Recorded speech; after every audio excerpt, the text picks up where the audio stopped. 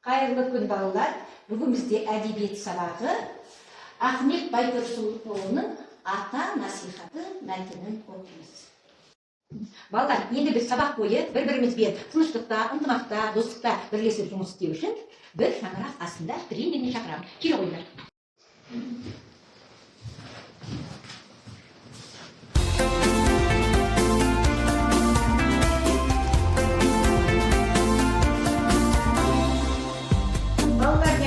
Бірінші достық тобы, екінші бірлік тобы, үшінші ынтымақ тобы.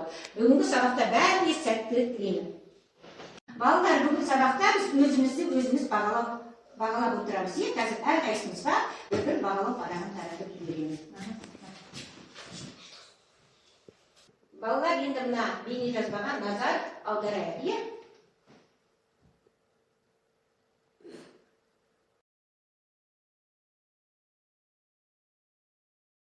Мен Ахмет Байтұрсынұлы, мен өз халқымның болашағы үшін еңбек еткен адаммын. Қазақтың тілі мен жазуын сақтап қалу менің өмірлік мақсатым болды. Кезінде халқым қараңғылықта қалмасын деп, мен әліппемен тіл құралды жаздым. Өйткені ана тілінде сауат ашу ұлттың жаны оқуының негізі. Жақсы отырауын. Балалар, Ахмет Байтұрсынұлы туралы не білеміз? Ахмет Байтұрсынұлы алғашқыда әліппе оқулығын жазды. Тамаша, өте жақсы. Ахмет Байтұрсынұлы қазақ халқының ұлы ағартушысы, балаларға арнап ең алғаш әліппе оқулығын жазған адам екеніне жақсы.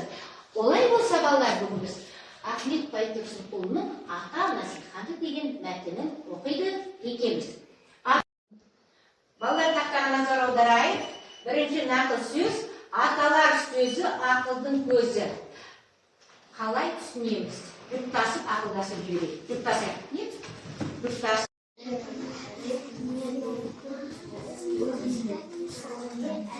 Қане балалар, қай жұптайын екен?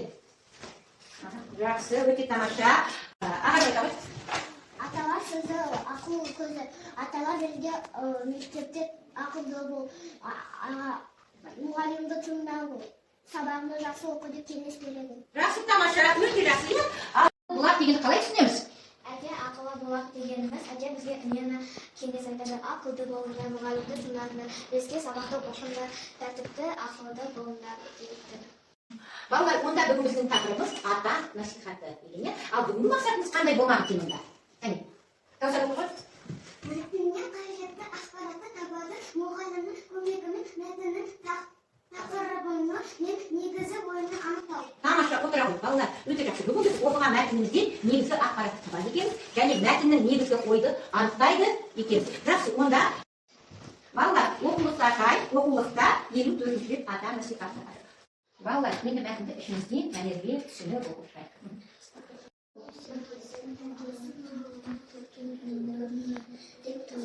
Жақсы, тамаша балалар. Мәтіннен қандай сөз сендерге түсініксіз болды? Қандай сөз? Маған насихат деген сөз түсінбей қалдым. Жақсы, отырамыз. Насихат деген сөзді бұрын естіппеңдер балалар. Мағынасы қандай? Қандай деп ойлайсыңдар? Жанет?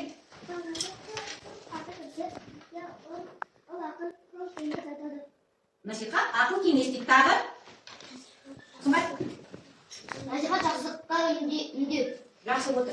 Балалар, яғни насихат деген сөз жалпы алғанда бір мағынаны жақсылыққа үндеу дегенді білдіреді екен, ақыл айту, кеңес беру деген сөзді білдіреді екен. Онда дәптерімізді аша қойып, кітабымызды жауып, дәптерімізді ашып, қазанның 17-сі сынып жұмысы ата насихаты деп тақырыпты жазып, сөздік жұмысты дәптерге әдемілеп жазып қояйық.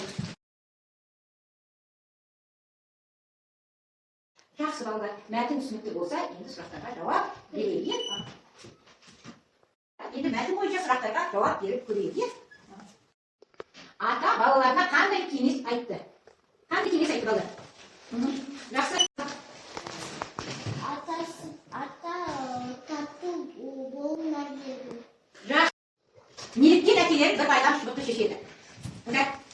Өйткені балалары әкесін тыңдамай, әкесі оларға шыбықты насихат жақсылық айтқысыз келді. Жақсы, тамаша. Әкелері оларға насихат айтқысыз келген екен. Жақсы.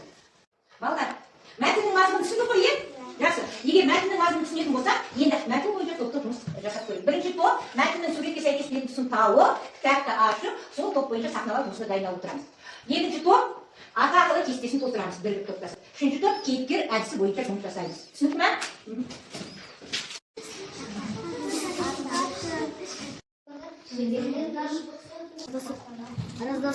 Aralarını açtık da sildi. Бірінші топ келе ойнар. Мәтіннің суретке сәйкес келетін тұсын сахналаймыз, иә? Келе ойнар. Balalarım benim tatlı bolundur. Al balalarım benim ne bir ışılıktan sınır göründür.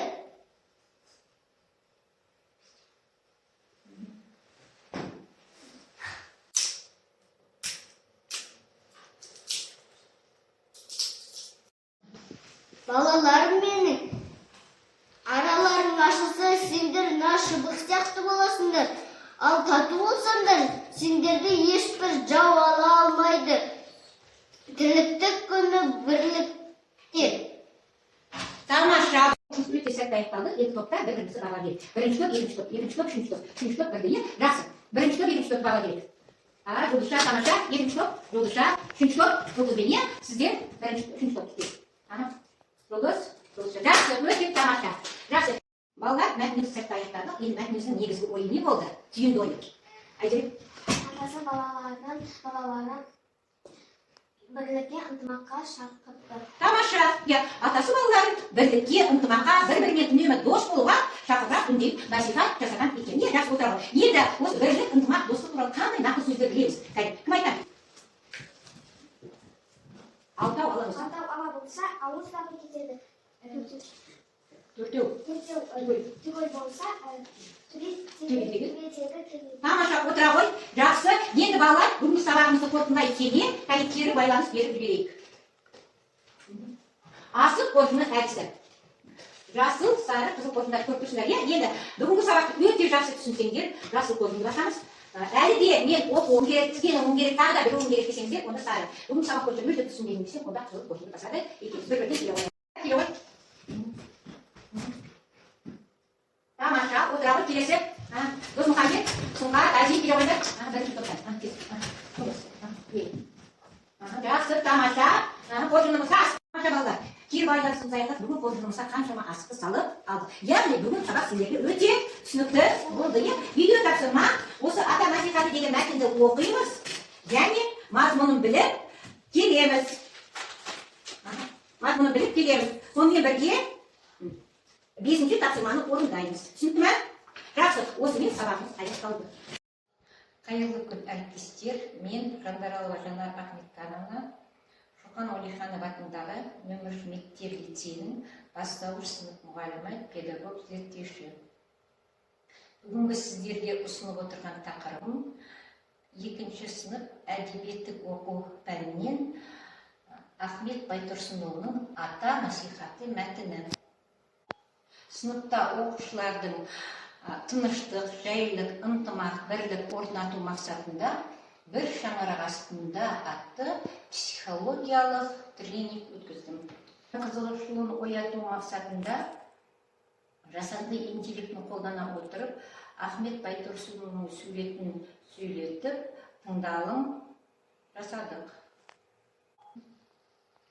Келесі кезеңде миға шабуыл әдісі арқылы сабақтың мақсатын айқындадық.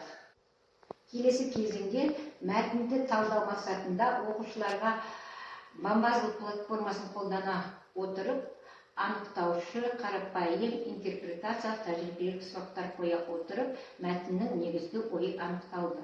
Келесі кезеңде сабақ мақсаттарына сай оқушылармен бірлесе отырып, топтық жұмыстар жасадық. Бірінші топ мәтіннің суретке сәйкес келетін тұсын тауып сахналады. Екінші топ ата ақылы кестесін толтырды, негізгі мәтіннен ақпараттар тауып қолданды. Үшінші топ кейіпкер әдісі бойынша мәтіндегі негізгі ақпараттарды анықтады. Келесі кезеңде кері байланыста асық қоржындары атты жасанды интеллектіні қолдандым.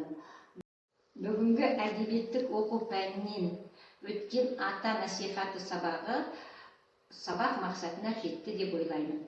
Өйткені сабақта балалардың оқуға деген қызығушылығы, белсенділігі өте жоғары болды.